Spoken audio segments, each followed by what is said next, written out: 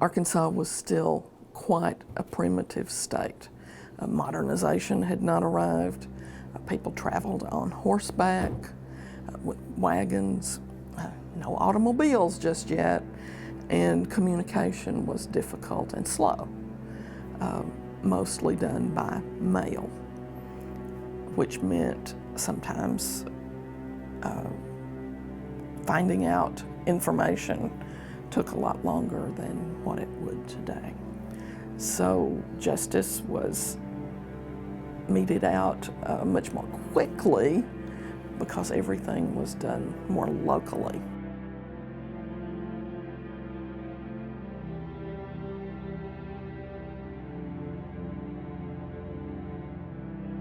Judge Parker arrived here in 1875. He was appointed by the President of the United States at that time, which was Ulysses S. Grant. So he comes a long ways, which I joke. He's actually coming from Missouri, so he's coming very close to home. He was from Ohio, but he considered Missouri home. He's misunderstood in a lot of ways that he didn't take this job because it was rough. He took this job, I think, because it was close to home, for one. His wife was from here. He had been appointed over to Utah at the time, but at the time, Utah was not a happy place to live as far as the Mormon wars that were taking place with the government, as well as the fact that's a long ways from home for him in Missouri. And at the same time, there was talks about Utah becoming an actual territory, which would remove him from being the judge at the time. So this was perfect for him. He got to come here, he got to settle down in Fort Smith, he's close to home, and he's still going to be appointed by the president. So it's a perfect time and place for him. But he's going to walk into a very interesting time. You think about who he is. I mean, he was a congressman, he was a Civil War soldier on the Union side, he's a politician, he's a judge, he's a lawyer, and he comes into the post-Civil War Reconstruction South in 1875. Not exactly a great time to come into the American South, especially with his political leanings. So he was considered by many people to be very much a carpetbagger and someone to take advantage of people, and he ended up not doing that. So if you want to understand him, I think you got to understand the time period that he walked into as well.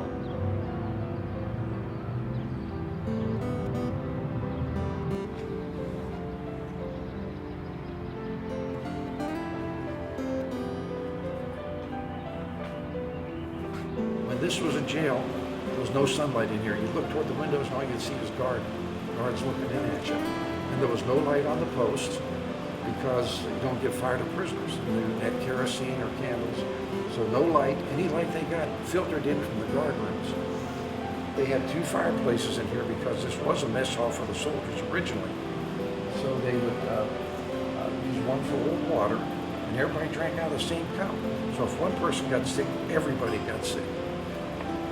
They went to the bathroom in the other fireplace, and it stunk really, really bad down here because a lot of guys wouldn't wash up. Plus, the smell of that, they'd get 4 pans of water a day to wash up, and I don't think they washed up because there'd be anywhere from 50 to 100 people in here.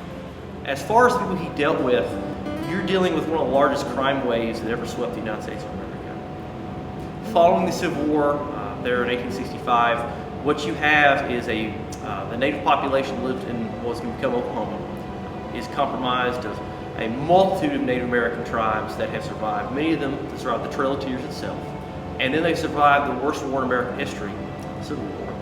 And then you throw on top of that, they are now economically in ruin, socially they're deprived in many ways because of the problems economically. And then you deal with that and the problems, the fact that they're armed, they're angry against the United States government, and you throw upon all those things mixed together, and what you have is a huge crime wave that sweeps the United States. Fort Smith at that time is stationed by military troops, but by 1871 they're going to leave, and then the court system moves into the Western District of Arkansas Court, and they're going to have jurisdiction over basically all of Oklahoma minus the Panhandle. So you have an entire state crime wave, economic downturn, social problems, and you put on top of that one person, and so you're dealing with tens of thousands of cases coming through one court system, and for that we blame one person for all the crime and disorder as far as the executions take place. So he's very misunderstood in that. By today's terms, justice may have seemed a little bit more harsh in terms of punishment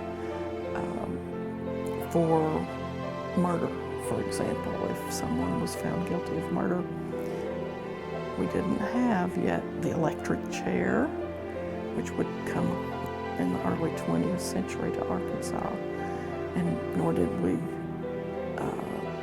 execute people by lethal injection like they could be today. So hanging was the punishment meted out in those early days.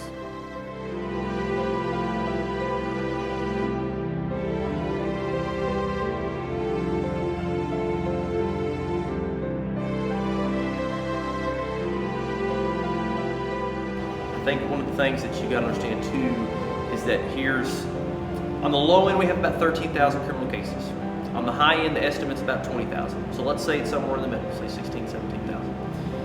Over 21 years Judge Parker's going to be tenured as a judge here. That's roughly 3 to 4 court cases a day. Of those, you have about, of the actual crimes that are capital crimes, which includes murder or rape, that's a little over 300. So that's still quite a few in that many years. That's a lot of those cases. But you come down to that, and only 150 of those are actually convicted. At that time in American history, if the jury over there decides that they're guilty, it's a mandatory death sentence. The judge has no say in the matter. He simply hands down the mandatory verdict, and then you get a death sentence. And so of those, during Parker's time, you have roughly about 79 men that go to the gallows. So starting back at the first, we have roughly 16 to 17,000 as a happy median there, to 79 men that actually die on the gallows. So that's not even 0.1%. So it's, to call him the hanging judge and this misnomer that he was violent, he wanted to hang everybody, it was just, was not true.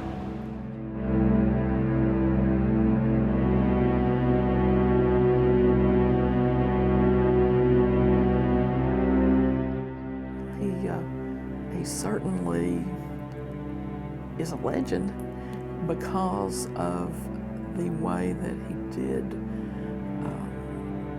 punish people he perceived to be as criminals, and the way that his sentences were carried out with all of the hangings.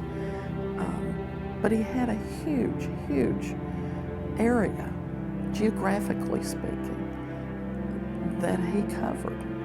So it had to be quite a fascinating time and a tremendous experience for him to sort of meet up with all of the people of all different kinds who were in that area.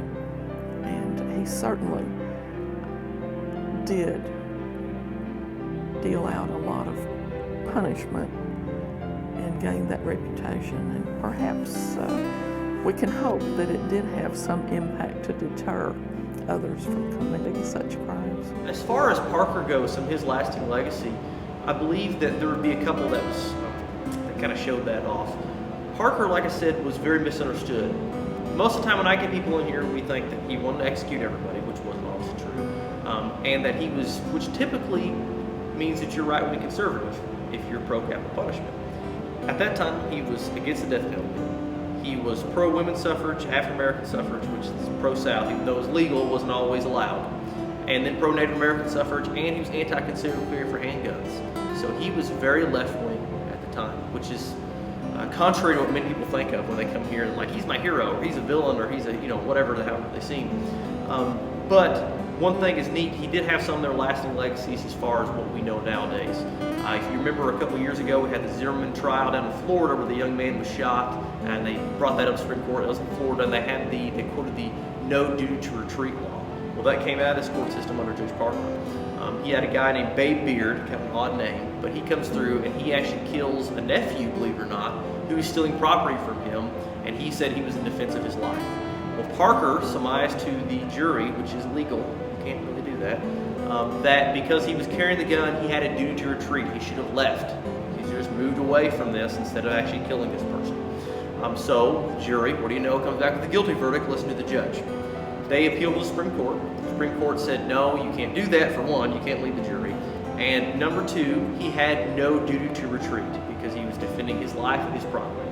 And so that's what that is first established under a withdrawal of Judge Parker's ruling, And so because of that, a lot of the court cases we deal with now with shootings involving the United States, a lot of those presidents were actually set inside the courtroom, contrary to what Judge Parker would have agreed with, but still he was involved in that case. So that was probably one of his most lasting legacies.